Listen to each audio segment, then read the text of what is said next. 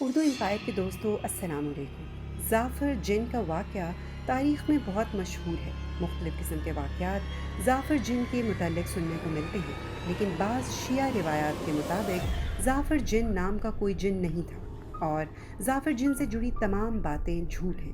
آج کی اس ویڈیو میں ہم آپ کو تھوڑا سا ظافر جن کے بارے میں بتانے کے بعد اس کی حقیقت کے بارے میں بتائیں گے کہ ظافر جن واقعی تھے یا ظافر جن سے جڑی تمام روایات جھوٹی ہیں۔ لیکن ویڈیو میں مزید آگے بڑھنے سے پہلے ہم اپنے چینل پر آنے والے دوستوں کو خوش آمدید کہیں گے اور حسب روایت ان سے گزارش کریں گے کہ ہماری ویڈیو کو لائک کرتے ہوئے ہمارے چینل کو بھی سبسکرائب کر لیجئے تاکہ ہماری آنے والی ویڈیوز آپ تک بآسانی پہنچتی رہیں۔ دوستو، ظافر جن کے متعلق مشہور ہے کہ وہ شروع میں ظالم جن تھے اور دوسرے جنات کو مار ڈالتے تھے۔ آدم علیہ السلام کی زمین پر آمد سے قبل امام علی علیہ السلام نے ان کو ایک تھپڑ مارا اور ان کے ہاتھ کھجور کے پتوں سے باندھ دیے۔ ظافر جن کبھی بھی اپنے ہاتھ نہیں چھڑوا سکے اور وہ مختلف دور کے انبیاء کرام کے پاس بھی گئے، لیکن کوئی بھی ان کے ہاتھ نہیں چھڑوا سکا۔ حضرت ابراہیم علیہ السلام نے ظافر جن سے کہا کہ جب حضرت محمد صلی اللہ علیہ وآلہ وسلم اس دنیا میں تشریف لائیں گے تو ان کے پاس جانا، وہ آپ کے ہاتھ چھڑوا دیں گے۔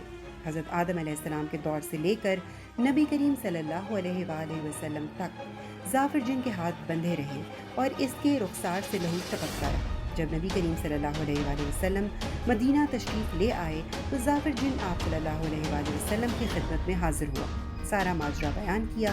نبی کریم صلی اللہ علیہ وآلہ وسلم نے امام علی علیہ السلام کو حکم دیا کہ اس کے ہاتھ کھول دو۔ حضرت علی علیہ السلام نے فوراً اس کے ہاتھ کھول دیے۔ ظافر جن کو پہلے معلوم نہیں تھا کہ اس کے ہاتھ باندھنے والے کون ہیں، لیکن جب امام علی علیہ السلام نے اس کے ہاتھ کھولے تو ظافر جن پہچان گیا کہ یہ وہی انسان ہیں جنہوں نے آدم علیہ السلام سے قبل میرے ہاتھ باندھے تھے۔ چنانچہ ظافر امام علی علیہ السلام کے قدموں میں گر گئے اور آپ علیہ السلام کو اپنا پیشوا، مرشد اور امام مان لیا۔ ظافر جن زندگی بھر امام علی علیہ السلام کے غلام رہے۔ جب غدیر کے موقع پر نبی کریم صلی اللہ علیہ وآلہ وسلم نے حضرت علی علیہ السلام کو امام نامزد کیا تو اس موقع پر ظافر بھی موجود تھے۔ ظافر جن کے ساتھ ان کا بیٹا صافر بن ظافر بھی موجود تھا۔ دوستو، اس کے علاوہ کچھ روایات سے ثابت ہوتا ہے کہ ظافر جن میدان کربلا میں امام حسین علیہ السلام کے پاس تشریف لائے اور ان کی مدد کرنے کی درخواست کی۔ میدان کربلا میں اور بھی جنات تشریف لائے جنہوں نے امام عالی مقام کی مدد کرنے کی خواہش ظاہر کی، لیکن امام عالی مقام نے سب کو واپس بھیج دیا۔ شیعہ روایات کے مطابق ظافر جن کا انتقال مشہور فقیہ اور عالم آیت اللہ حسین بروجردی کے زمانے میں ہوا۔ ظافر جن کے انتقال پر ایران میں مجالس منعقد کروائی گئیں اور ظافر جن کے انتقال پر اظہار افسوس کیا گیا اور ختم قرآن کی مجالس بھی ہوئیں۔ دوستو، اب آپ کو بتاتے ہیں کہ کیا واقعی ظافر جن کا وجود تھا؟